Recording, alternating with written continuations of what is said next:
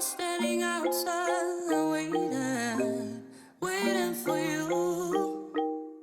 You were always taking time, baby, playing it through. I was calling. Welcome back to Dale's DIY. Been busy.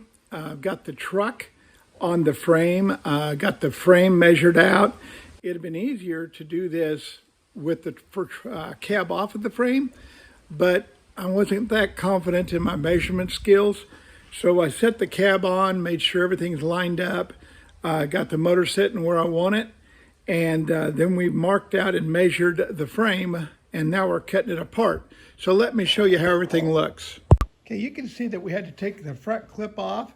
Now this inner fender is spot welded, so we left it on, and then we set the cab onto the frame, and we've got the motor down in here. The headers fit.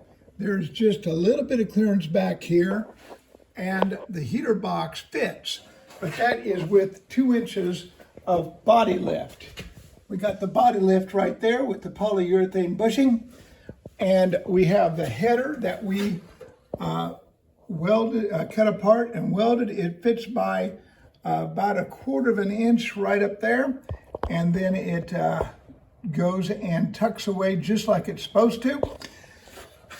So then we marked and measured the frame. It is square. So then I found a place, because this frame rail, if you look down in there, that frame rail tucks in. It makes that curve and goes in. So it's 28 inches starting here back. So I measured 13.5 inches because we've got a frame kick up. So I've got this all measured out. I set the front part square. I measured the back part to the front part, so when we roll it together, it will fit. And I've cut the top and the bottom channels. Now I've got it all blocked up with a jack. The cab blocked here. I've got the front part blocked there and the wheels chocked.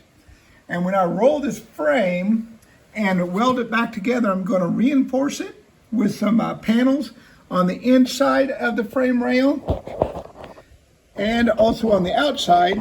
And this piece here is actually my cab mount that will fit right here and bolt to the cab.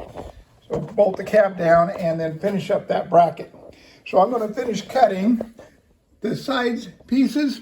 We'll roll it together, get it squared up with clamps, and tack it together. So as you can see here, right there is the first cut, another cut, both cut there and refabricated into that part, cut here, cut there. Now you can kind of see how the angle is. From another angle here, you can see how it sits.